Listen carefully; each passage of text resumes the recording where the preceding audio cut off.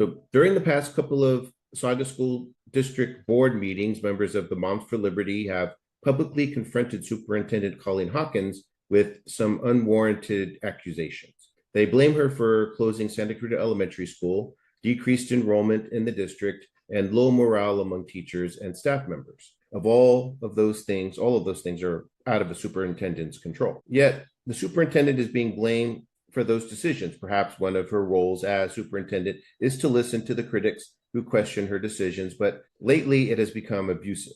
Hawkins was the superintendent during the pandemic and guided the district successfully through remote learning, vaccine and mask mandates, and putting health protocols in place on campus once students returned. It was a challenging time for all superintendents and ministry and in school districts throughout the country.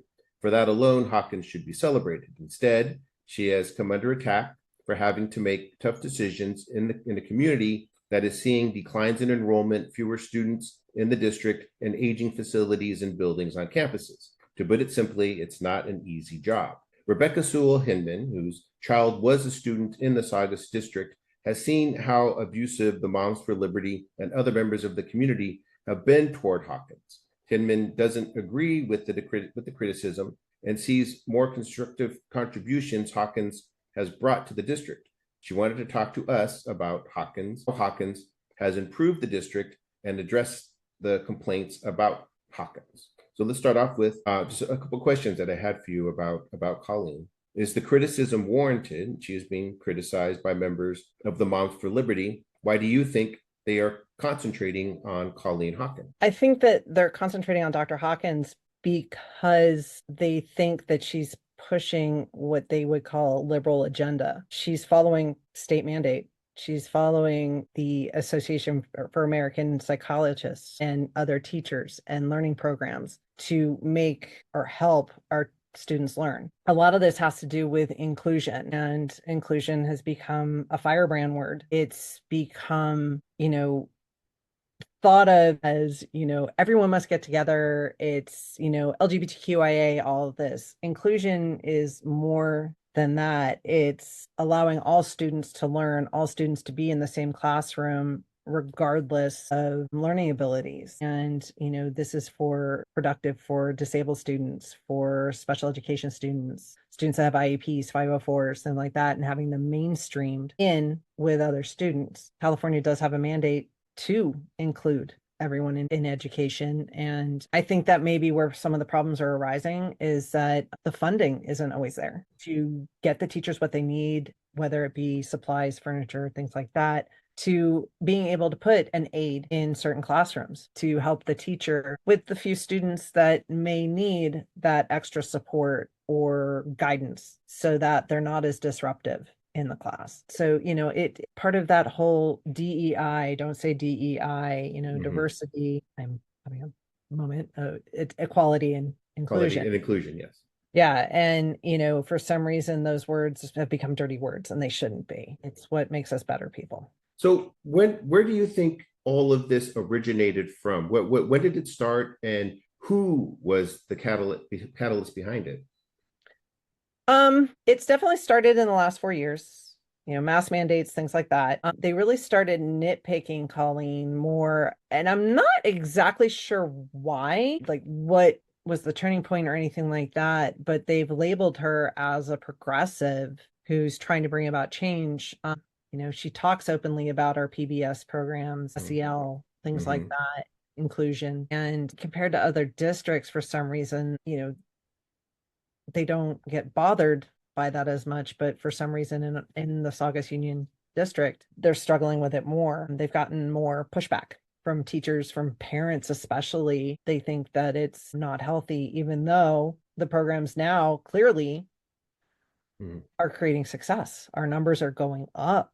Our testing scores are going up. Schools are being awarded. We're getting national awards, local awards, state awards for excellence in education. Speaking of those programs, and I know that Dr. Hawkins has been the source of a lot of these programs, getting them introduced into the district and seeing that they are successful. Can you describe ones in particular that you find have been successful and have been constructive? I mean, the ones that are still building. I believe it's PBIS, and then I'm forgetting the name. There is one program, and they've created a learning program where they're taking the students that need the extra boost and they're going back, and it's more of a circular education. So it's always touching back, and they're building and they're learning and coming back. But having the positive reinforcement also has really helped. It encourages the students to do better. It's not a punishment system anymore. So, it's like when you build a child's confidence, you're going to have more success in their learning capabilities. I think part of the problem with the installation is support,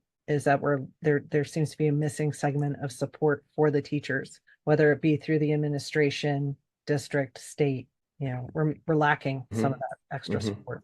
Okay, so kind of leads me to my next question is, where do you think she needs to focus more attention on? And does she have the resources to put more attention on different programs? I think right now the focus needs to be on the teachers. The teachers have been through hell in the last 4 years. They're tired, they're overworked, they're underpaid. And some of those solutions aren't immediate. Increasing teacher salaries just not feasible with the budgets that keep being given. And especially with what's on the horizon right now, we may be losing even more funding as we go forward. With helping the teachers, there needs to be more communication within the administration to get the teachers met, whether it's basic needs of like, hi, I need a chair, getting those learning elements that will help the teachers teach better. And sometimes those learning elements are aids, and some of that is funding as well. And then some of it's training. Training has been discussed a lot amongst the teachers. The teachers are constantly training, but sometimes the aides that come into the classroom, and I can even attest to this because I did become a certified instructional aide, the training isn't as hands-on as you would think. It's more of follow the teacher's lead. Okay, in this situation, you really want to kind of do this, but you're not given the actual tools of how do I really help? How do I, work with students that have higher needs, things like that. Okay. And if one more question, just my final question to end it on. We talked about teachers and the staff needing more focus, needing more attention. So how much support does Colleen have with the teachers and the staff in the district? So that's the $1 million question, to be honest. I feel like, and this isn't just an SUSD problem. This is pervasive amongst most districts. You have your superintendent, you have your board, and they have their goals and what they want to see. You have an administration that needs to set forward, here's what you need to be doing. And there's some kind of breakdown in the communication, I think, seriously, between board and the superintendents getting to the teachers, and vice versa, getting the teachers heard by the right people and getting their needs met. I think they need to increase their communication. I think they need to be more receptive to, hi, we're having a problem, instead of, they get some pushback when they have problems or when they're complaining. Some of them are fearful. They don't want to lose their jobs. Honestly, I don't see a teacher losing their job right now because we're losing teachers faster than anything else. But there needs to be better communication. I know for SUSD, part of the problem has been, there have been some change in board members. And so certain things can no longer be discussed as openly as they used to be, especially in certain situations and things like that, because information's getting out that should not be out, or it's getting mishandled. And so they're now having to be more cautious with how they're running things and doing things and what they're saying. Moms for Liberty has made the room uncomfortable. From attacking, we're having books hidden at book fairs. They want to remove books from our libraries. They don't call it banning, but when you restrict someone from accessing something that they need, that's a ban. But they're also, almost every school in SUSD has integrated all of their events so that they're more inclusive, so that everyone can go, no matter what your family looks like, who you are, what you're doing, you can be invited. We do have one school that is rebelling against that. And they do have exclusionary events, and, financially, depending upon how your family's made, not everybody lives with their mom and dad. We do have quite a large foster system up here. So, it's a lot of things, and there's a lot of attacks. Political hot button issues are taking away from where we really need to be concentrating and focusing on, which is education. Right. and making sure our teachers have what they need, the administration is getting their job done, and the students are learning. And that's been lost in all of the politics of this, is that, our students are here to learn and Right. grow and Right. become better people. And until we kind of put the politics aside, the kids are going to be caught in the crossfire and the teachers are going to be exhausted. Okay.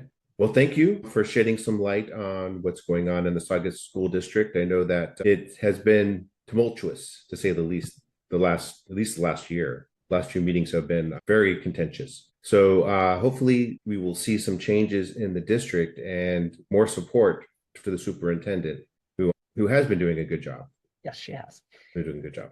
But again, thank you. Thank you for your time and thank you for answering our questions.